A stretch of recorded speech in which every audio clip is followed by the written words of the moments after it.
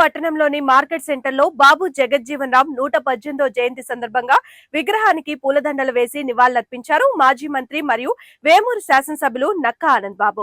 స్వాతంత్ర ఉద్యమం, ఆధునిక భారతదేశ నిర్మాణంలోనూ జగజ్జీవన్ రావు స్ఫూర్తివంతమైన సేవలు అందించారని అన్నారు. తన జీవితమంతా సమాజ స్థాపన కోసం కృషి చేశారని గుర్తు చేశారు. బాబు జగజ్జీవన్ రావు స్ఫూర్తిగా మనమందరం బడుగు వర్గాల అభ్యున్నతి కోసం కృషి చేద్దామని పిలుపునిచ్చారు. జగజ్జీవన్ రామ్ ఆశించిన సమాజాన్ని నిర్మిద్దామని తెలిపారు.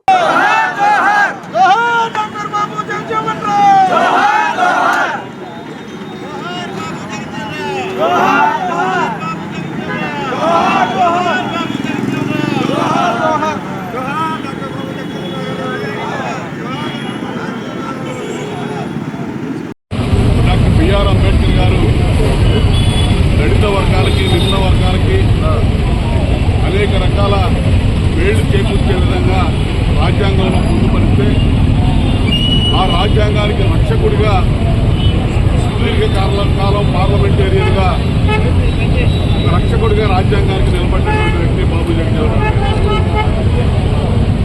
కేంద్రంలో అనేక శాఖలకి మంత్రిగా పనిచేసి ప్రతి శాఖలో కూడా పనిచేసిన ప్రతి శాఖలో తనదైన ముద్ర వేసినటువంటి వ్యక్తి బాబు జగజ్జీవన్ రావు గారు.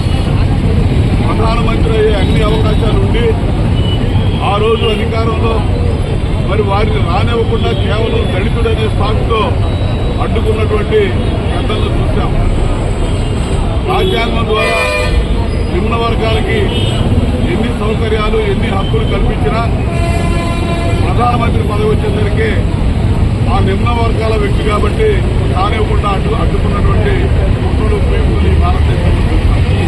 భారతదేశ ఉపప్రధానిగా, కార్మిక మంత్రిగా, వ్యవసాయ మంత్రిగా, రక్షణ మంత్రిగా ఆయన చేసిన సేవలు, ఆయన ఇచ్చినటువంటి మరి పిలుపు కానీ, ఆయన అందించినటువంటి కార్యక్రమాలు కానీ, ఆయా శాఖల్లో మరి బడుగు బలహీనులకి అందించినటువంటి ఫలాలు కానీ ఇప్పుడు కూడా గుర్తుంటామని అటువంటి వ్యక్తికి ఈ రోజున నిజమైన నివాళులు మనందరూ అర్పిస్తా ఉన్నాం. తెలుగుదేశం ప్రభుత్వం వచ్చిన కాడి నుంచి బాబు జగజ్జీవన్ రావు గారికి నిజమైన గుర్తింపు భాగం వచ్చిందని చెప్పుకోవాలి. ఉమ్మడి రాష్ట్రంలో బాబు జగజ్జీవన్ రావు గారి కాంస్య విగ్రహం పెట్టినా, వారి పేరు మీద